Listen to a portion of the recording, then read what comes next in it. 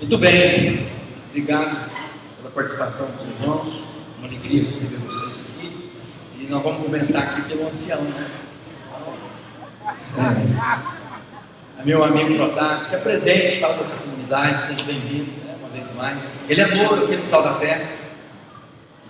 Eu sou o Protásio, da Igreja de Utaba. Estamos no Ministério Sal da Terra há 21 anos, desde 97. E chegamos assim, eu estava pensando embaixo, vendo os outros painéis, outros irmãos comentarem, e pensando assim que a gente passou por várias etapas da igreja e isso nos fez crescer muito. Mas eu sou casado, 37 anos, tenho 3 filhas, 4 netos. Bom, obrigado, pastor. Quanto tempo de pastorado, Protásio? 21 anos. 21 anos, obrigado. Hamilton. Boa tarde a todos os irmãos. Meu nome é Hamilton Fidelis Júnior. Nós pastoreamos uma congregação do Ministério Sal da Terra, CMA, Conjunto Fabiano, em Goiânia. Minha formação, eu sou publicitário e estou também fazendo o curso de Teologia e Transformação Social. Nós estamos ainda no processo. Casado com a Hélida, nós vamos fazer 18 anos de casados esse ano. Tenho um filho, Natan, de 18, o Eduardo, de 15, e também coordeno um projeto social em Aparecida de Goiânia. Trabalhamos com crianças e adolescentes em situação de vulnerabilidade e trabalhamos no fortalecimento do vínculo da família através da arte, da cultura. Então é isso. Obrigado. Zé. Olá, meu nome é José Carlos, sou casado com a Djanira.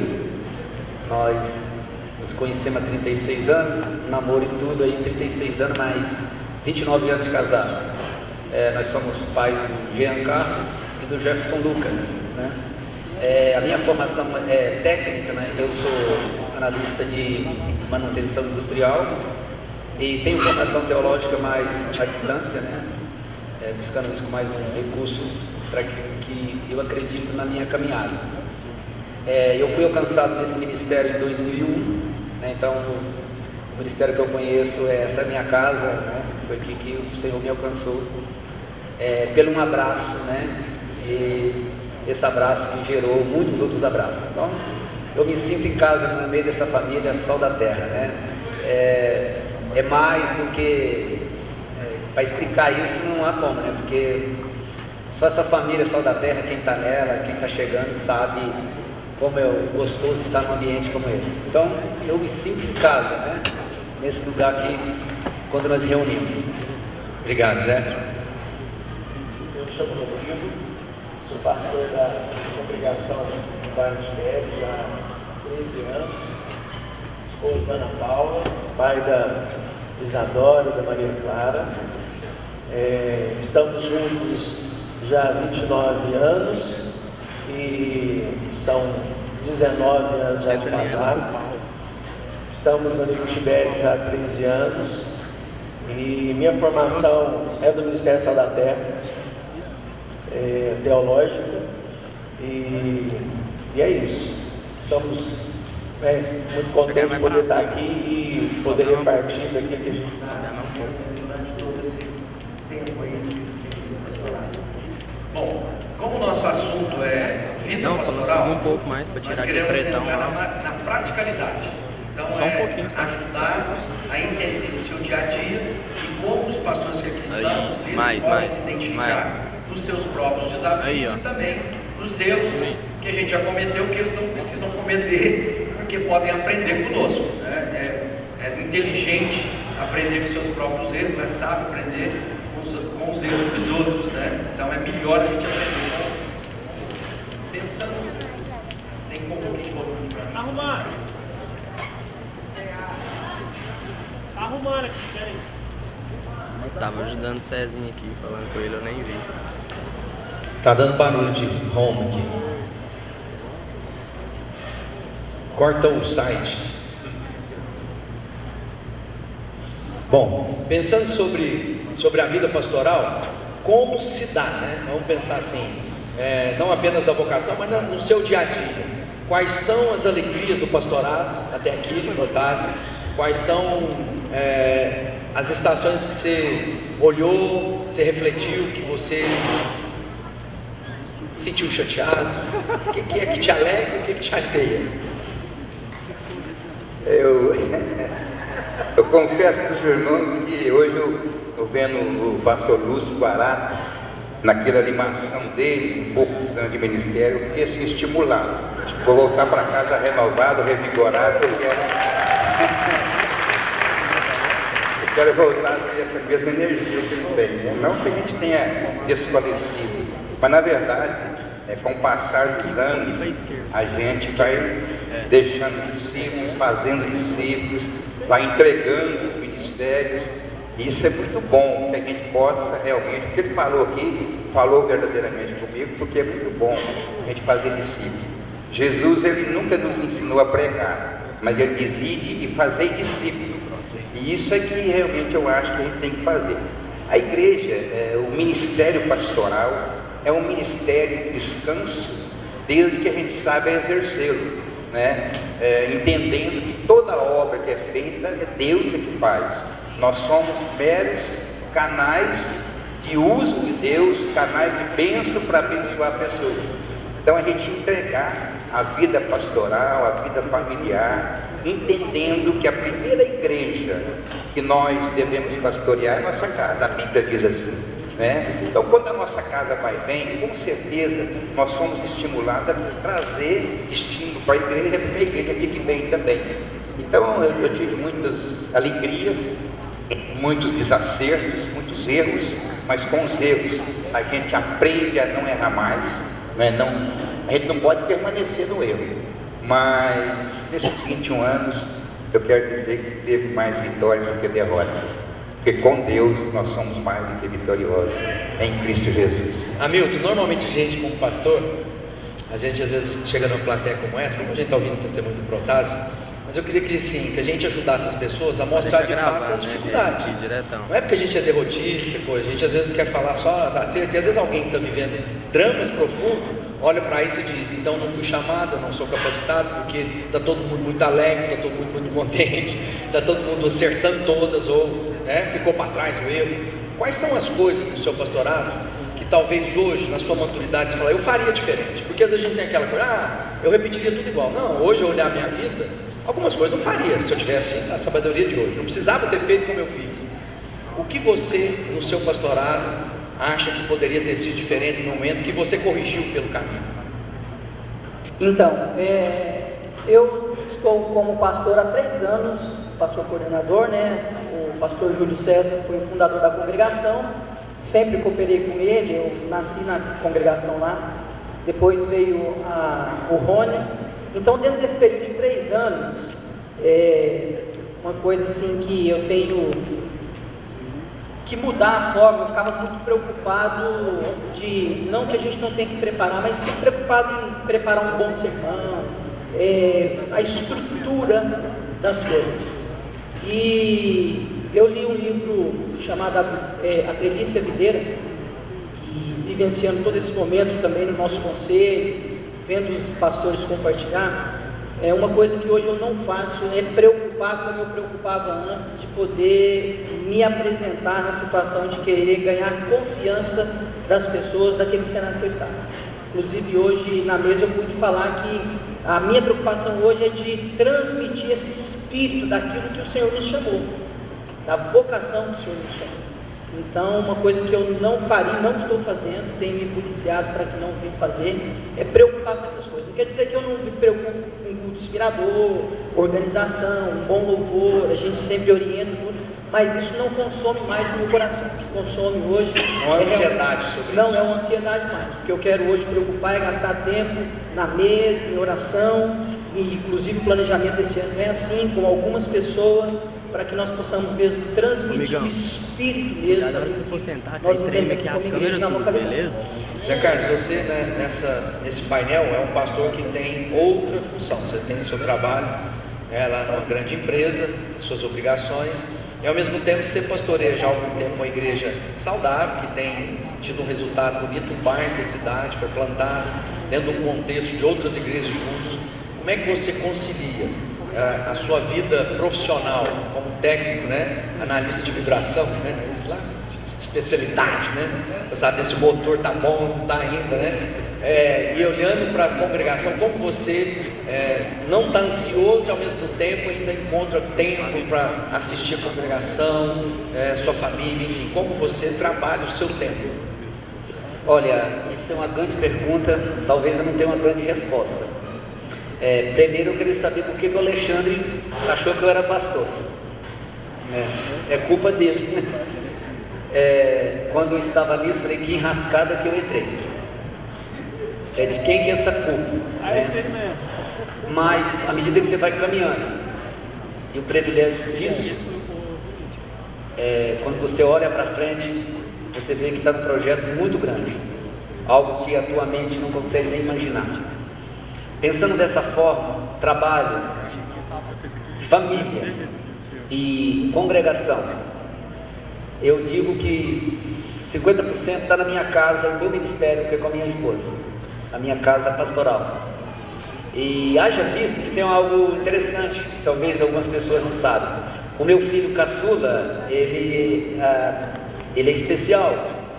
Então, para que eu e minha esposa estamos aqui agora, ou as viagens que nós fazemos pelo ministério, é necessário que alguém olhe para nós, como minha sogra está olhando. Então, é um todo, é alguém que está nos auxiliando.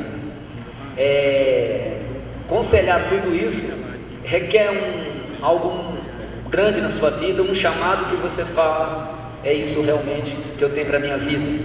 E aí você se entrega a isso. Há momento de esforço, há momento que tem que dar uma freada, há momento que está parado, há momento que eu falo, eu chamo minha esposa de nega, vamos fazer uma viagem curta que seja, para que suporte tudo isso. Quando eu olho esse cenário, eu lembro quando nós abrimos a igreja em 2005, eu era instrutor no Senai, eu tinha uma outra renda, né? E de repente eu tive que optar, abrir a congregação ou continuar a minha vida como instrutor no Senai. E eu deixei aquilo de lado e fui entender a minha vocação, a qual eu fui chamado. Depois eu fui entender que o meu chamado era pastoreado, e não foi para dar aula que eu vim, não foi para ser um analista. O meu chamado é isso, porque eu entendi algo maior na minha vida. Então eu faço isso com maior alegria, motivação. Nós somos muito motivados. Os desafios que nos é sugerido, sempre nós entendemos isso como uma alavanca de crescimento. E eu tenho as pessoas com quem eu inspirar. Eu olho muito as pessoas, eu leio muito, e no nosso ministério aqui várias pessoas são motivação para mim, pilha, né, que as pessoas me dão para que eu caminhe na minha jornada com a minha família naquilo ao qual Deus me chamou. Muito obrigado. Rodrigo, pensando na congregação, na sua vivência, sua experiência, a vida como pastor de uma congregação menor, quais são as dores do dia a dia? Quais são as coisas que são as suas orações, sua angústia diante de Deus? Não as angústias de tristeza, de ansiedade, mas aquelas que são as dores normais, né? Aquelas dores do pastorado que mais afligem a sua casa. Eu creio que todos nós, a gente já entendeu o chamado e a vocação, né, de cada um.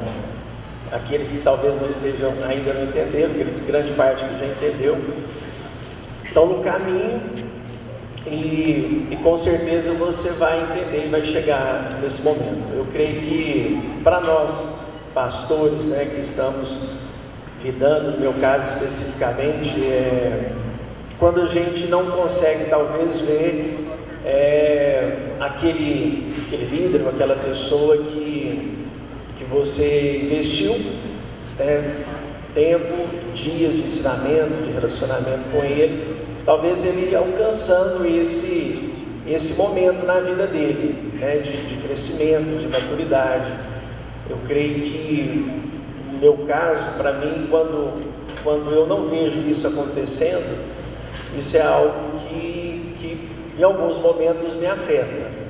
Então, nessa caminhada, nessa jornada de pastorear, de revelar o amor de Deus e as virtudes que Deus já colocou em nós, as pessoas, eu já vivi isso, e Acredito que vou continuar vivendo, mas o meu esforço, o meu desafio é que no viver isso, essa experiência, né, talvez de não ser bem sucedido na vida de todos aqueles que estão caminhando, né, comigo, de avançar sempre, né, que isso não produza um desânimo ao ponto de eu desistir daquilo pelo qual Deus me chamou para fazer. Pensando sobre esses dois que o Rodrigo falou, às vezes o pastor está ali trabalhando, cuidando da ovelha, e o pastor genuíno e verdadeiro sente as dores, né? É compaixão, é ligado, mas às vezes pelo caminho essas ovelhas não permanecem naquele lugar por uma série de situações, sejam elas de descontentamento com o próprio pastor, seja por situações. Essas dores afetam o ministério, Protásio, assim? Com certeza. Eu acho que o pastor ele tem que ser simples, mas os olhos do pastor têm que estar voltados para o campo, porque as ovelhas estão sempre em movimento. Então há um movimento no meio das ovelhas, no meio do povo de Deus, e o pastor tem que estar com os olhos fitos para entender cada momento. E eu queria estar voltando à pergunta anterior, porque ficou parecendo, não sei se deixei transparecer, que no ministério desses 21 anos, 22 anos, eu não tive problema algum. Eu tive foram vários desafios, até tive assim um certo ponto desse ministério, ali pelo 10º ano, eu tive que ler um livro que chama Esgotamento Espiritual, não sei se os irmãos conhecem, um livro que me ajudou muito na época, porque a gente às vezes faz como Asaf no Salmo 73, né? A gente começa a olhar para as circunstâncias e às vezes a gente começa a se abater, mas o que nos reanima é o poder do Espírito Santo em nós. E eu vejo esse movimento aí que o Rodrigo falou, eu vejo esse cuidado que a gente tem que ter com as ovelhas, com o rebanho. E voltando assim aos problemas que eu tive, o maior problema, a maior dificuldade que eu tive foi continuar quando do arrebatamento da Flávia. Quando o Senhor arrebatou minha filha, meu neto, parece que a gente foi desestimulado naquele momento. Mas eu queria dizer para os irmãos que nós entregamos a Flávia e o Guilherme na sexta-feira, e no domingo nós já estávamos no culto. Isso não quer dizer que nós somos super cristãos, super homens, mas eu entendo que a alegria que está dentro de nós é a alegria que vem do Senhor, independente das circunstâncias, independente da situação. E se eu realmente gosto, tenho como linha de pregação a fé, eu tinha que exercitar essa fé na hora da prova, e em tudo a gente dá graças a Deus. Mas a ovelha realmente, pastor Ogal, a gente tem que estar observando, caminhando com ela, observando. É assim que o pastor do animal, a ovelha, faz, né? Ele leva para a pasto verdejante, dá uma água limpa, ele cura as feridas, e eu acho que é isso que faz realmente a igreja crescer. Às vezes não em números, mas em qualidade, em união, em juntamento, em relacionamento entre nós. Nós fomos criados com um propósito de nos relacionar com os filhos de Deus. Bom, pensando agora nas alegrias da caminhada, na jornada, né? Olhando os seus 3 anos de pastoreio lá, né? Mas já vinha trabalhando, já vinha vivenciando o ministério. Você não, de repente, você já vinha exercendo noutra função. Qual a grande alegria da vida do pastor? A grande alegria é você conseguir ver que Deus vai dando graça naquilo que Ele vem colocando no nosso coração. É bem verdade que nós somos muito rápidos, querendo o resultado muito rápido.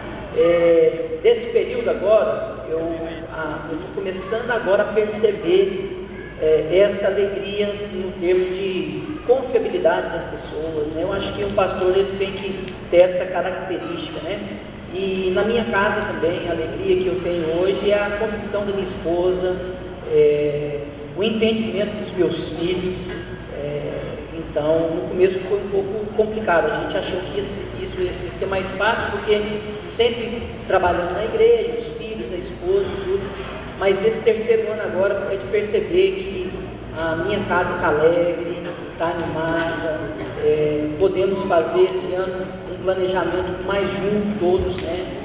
E às vezes na correria não conseguimos fazer. Então, a alegria maior minha nesse momento está sendo essa, da gente está percebendo que nós estamos bem nesse sentido daquilo que Deus nos chamou para fazer.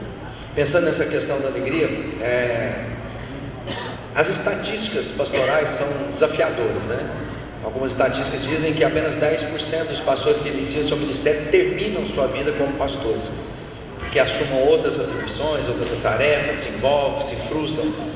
Mas agora, mais recentemente, a Faculdade Sul-Americana aqui do Brasil publicou um artigo sobre uma pesquisa que foi feita pela Universidade de Chicago e que foi encomendada pela Forbes.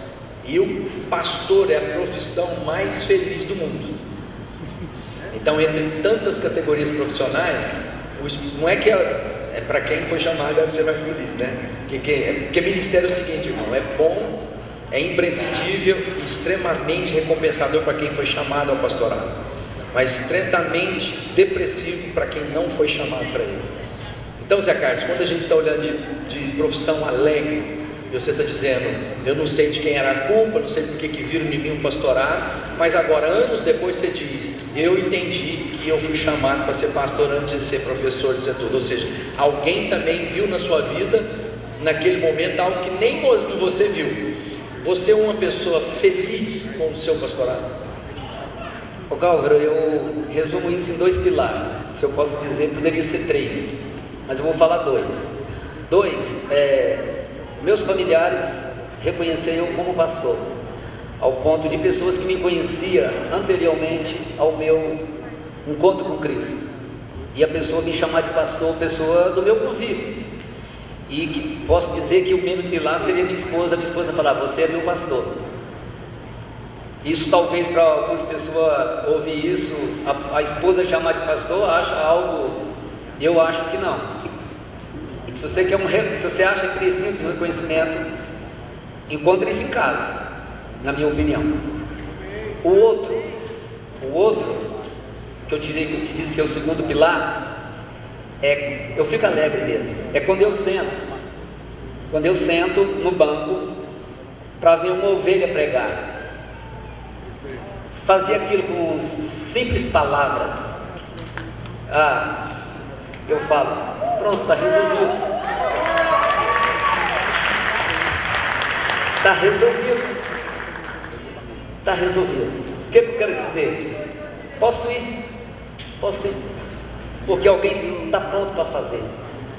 E enquanto como pastor nós não entendermos isso, aquela pessoa que você gastou tempo, que visitou, que leu a Bíblia com ele, e amanhã essa pessoa está pregando para você, você é feliz. Isso é felicidade. Glória a Deus.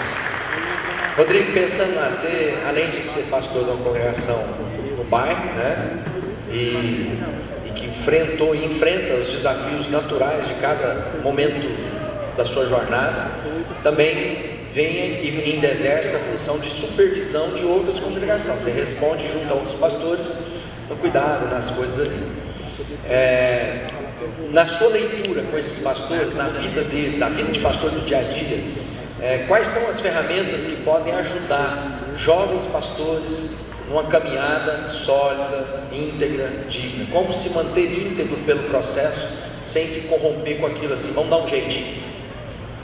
Eu creio que nós temos algumas ferramentas já no Ministério Sal da Terra que com certeza contribuem para que a gente possa permanecer, né, constante, mesmo diante dos desafios, né, dos intempéries que o Ministério traz e que a vida também traz para todos nós, né, que é a escola de formação de líderes, mas e outras, né,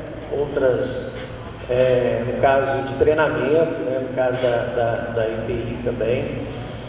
Mas o relacionamento, eu creio que a base funcional, né, do nosso ministério é o relacionamento. E eu vejo assim, uma grande dificuldade que talvez nós possamos ter de realmente abrir o nosso coração como pastor e de confessar e de pedir ajuda uns aos outros. Talvez todos nós já sabemos que isso faz parte da nossa vida, do nosso ambiente. Eu aprendi isso e desde que me converti, mas talvez às vezes a gente tem essa dificuldade, né, de expor, né, aquilo que a gente está vivendo, talvez um pouco pela nossa vaidade, talvez, enfim, por aquilo que é nosso mesmo, né, próprio de nós mesmos. Mas quando a gente olha para a vida, né, desses homens e companheiros que estão caminhando com a gente, eu creio que quando a coisa aperta, eles procuram ajuda, eles estão ali prontos também para ouvir e exercem, né, esse ambiente de relacionamento, de amizade que já foi estabelecido entre nós. Então, desses, né, que você citou, alguns, né, assim, sou mais próximo, outros talvez não tão próximo como todos, mas a gente se relaciona, a gente conversa, e quando é possível a gente sempre está ajudando, contribuindo. E também, né, a gente vê que às vezes algumas ações simples e nossas, no sentido de ajudar, né, ou de cooperar com esses irmãos aqui, que é talvez um desafio que ele está vivendo lá na congregação. Então a gente fica muito alegre quando a gente vê que isso acontece e depois a gente vê o resultado. Então, daquilo que foi o momento que a gente teve, daquilo que Deus nos usou para ajudar, e talvez pode ter sido coisa simples, mas que lá na frente a gente vê um resultado assim bom na vida daquela congregação. Então, eu posso dizer isso porque vivi isso nesses últimos meses aí. Então, é uma das coisas que nos alegra, né? Então, estar próximo, eu vejo que é algo para que a gente não deixar de usar desse ambiente que já nos foi ensinado, que a gente sabe que é amizade e relacionamento. Não deixar que a vaidade, a nossa vaidade, ou o nosso orgulho, ele prevaleça e a gente não peça essa ajuda, não abra o coração, no sentido talvez de expor às vezes a nossa dificuldade, a nossa falha ou a nossa falta de conhecimento da situação. Sentando um jovem com você lá, final da adolescência, pensando em planejamento futuro, e diz para você assim, vou fazer essa pergunta primeiro para você é o mais experiente no sentido de anos de pastorado aqui no painel, né, com os rapazes aí. Aí o seguinte, qual é o conselho que você é dado para o jovem que se sente vocacionado e quer ser pastor? O que você diria para esse jovem? Eu entendo que o pastor, quando ele abraça a criança, ele tem que ver ali um futuro obreiro. Desde criança, ele tem que abraçar com esse espírito e vendo ali um potencial para ser um futuro pastor, um líder da igreja. Então aí eu tenho assim muito cuidado com os jovens, toda a vida tive, aprendi isso com o pastor Paulo Júnior, ele sempre me ensinou isso. E certa vez a nossa igreja estava mais ou menos com 150 membros na época, isso há 15 anos atrás.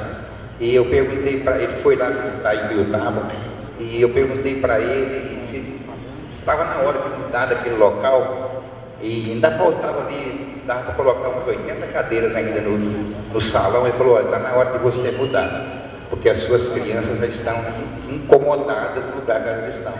Então isso foi um aprendizado para mim, vindo deles, como sempre, né? Eu aprendi demais com vocês, nesses 22 anos de convívio. Mas o que me preocupa mais com relação à juventude é com os pastores atuais, com os colegas, porque lá em Biotaba eu tenho mais convívio com Biotaba e tem muito pastor.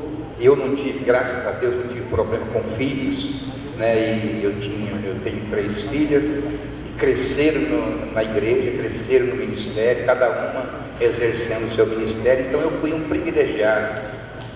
Assim, Deus me deu esse privilégio de não ter problema com filhos. Mas o que tem acontecido muito lá em Tuiutaba, eu creio que isso é universal, é problema de pastores com os filhos passam da adolescência para a juventude. Porque hoje o que está lá fora, o secular, o mundo, está oferecendo assim para a juventude, e os pastores, às vezes, os líderes, não estão conseguindo segurar seus filhos no caminho da igreja, né, ensinando. Então é um desafio. Então você que tem filho pequeno, pré-adolescente, adolescente, já vai preparando esses seus filhos para que realmente daqui uns anos, daqui 10, 15 anos, você possa dizer: eu sou um privilegiado, porque os meus filhos cresceram na igreja, não desviaram. Mas eu tenho esse cuidado, gosto de abraçar a juventude, procuro passar para os discípulos, para os pastores que estão comigo em Tuiutaba, que a gente tem que investir mesmo na criança, no adolescente, na juventude, porque o nosso tempo vai passar e nós temos que deixar esse legado aí e fazer discípulos. Não esqueça disso na sua congregação. Não pense que você não vai passar. Daqui a um tempo você passa, você tem que deixar os seus discípulos e que eles façam outros discípulos, porque a igreja não vai parar, com certeza. Hamilton, pensando sobre o início de jornada pastoral aqui no painel, como trotagem entre vocês, o mais antigo, você é o mais jovem pastor na função pastoral. Da onde foi o momento que você disse: eu quero, eu vou trabalhar para materializar a minha vida, a vida pastoral, eu quero ser pastor? É bem verdade que no trabalho a gente vem assim desejando, mas comigo não foi muito assim uma questão assim, nossa, vim desejando e aconteceu. Na verdade, a minha casa estava com outros planos.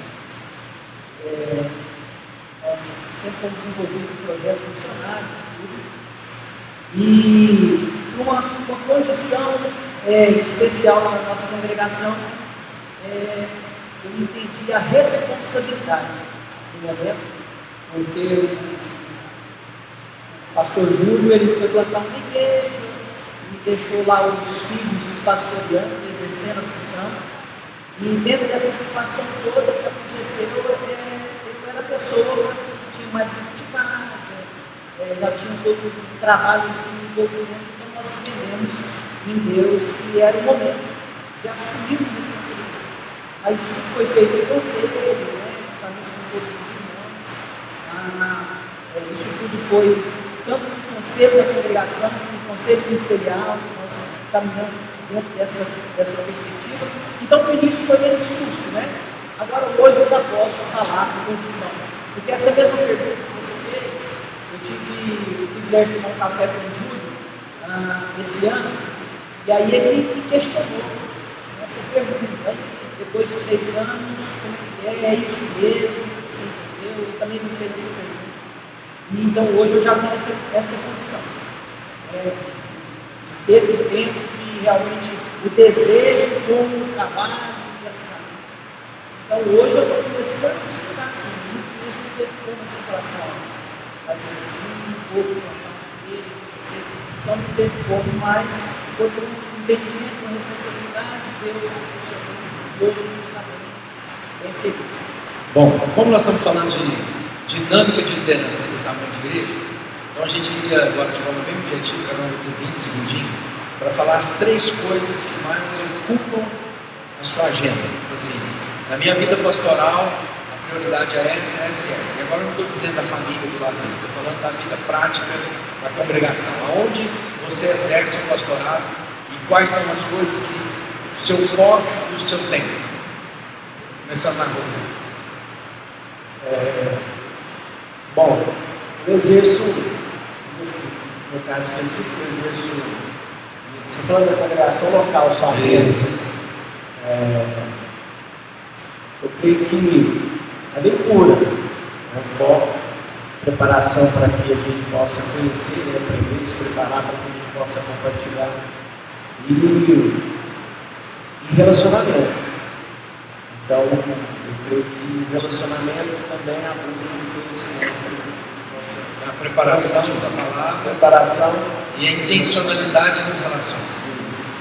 Zé Carlos, o que mais ocupa sua agenda? A minha agenda também está nisso, né? Na palavra, na música da palavra.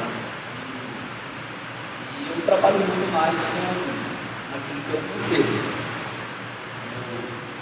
Eu prefiro gastar mais tempo com o meu conselho no campo onde nós colocamos nossos desafios. Um conselho maravilhoso, eu acredito que tem só no céu, Pai, Filho e Espírito Santo. Então, os problemas que tem. Então, eu trabalho muito nisso, onde eu empenho muito.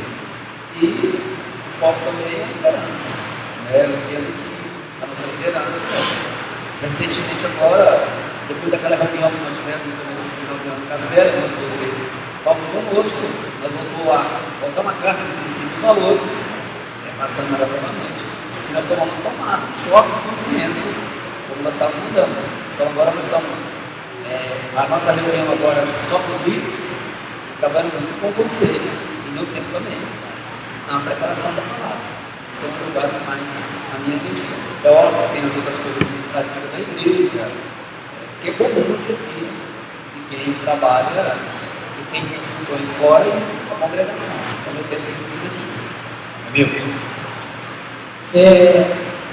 Hoje, meu tempo maior assim, que eu gasto com o conselho. Isso é bem recente. E essa forma que foi estabelecida foi através de uma desconstrução de um planejamento que nós tivemos no começo do ano. Então, isso é bem recente. É que eu planejei para gastar o meu tempo e começar a gastar. Vai ter um conselho com os presbíteros, com os líderes de ministério de pequeno grupo. Então eu vou focar todo o tempo na questão de trabalho com essa turma, não que as outras não vão ser acessadas, mas eu quero dedicar esse momento agora para essa turma. Eu conselho líderes de pequeno grupo, que a nossa igreja já foi uma igreja de 69 líderes de pequeno grupo, hoje nós temos 5. Então nós entendemos que a nossa semente precisa voltar porque já houve esse potencial, então estar com esses líderes de pequeno grupo, com os presbíteros e com os líderes de ministério. Então eu quero gastar o tempo. Esse ano está planejado para isso. Comer junto, discipular, orar. Esse ano nós vamos trabalhar isso. Protásio, onde você investe maior parte do seu tempo? Eu acho que o relacionamento, o amor, a palavra é fundamental. Mas eu queria deixar uma palavra aqui para encerrar aos pastores, uns que estão começando agora, como já são veteranos aí na caminhada. Se você vai colocar um ar-condicionado no salão para acomodar o pessoal, o adulto, o casal, coloca primeiro lá na sala das crianças. Isso é uma experiência própria. Eu vou te contar uma coisa. O pai, a mãe, se ela estiver bem acomodada, ela não fica tão bem se os filhos não estiverem acomodados.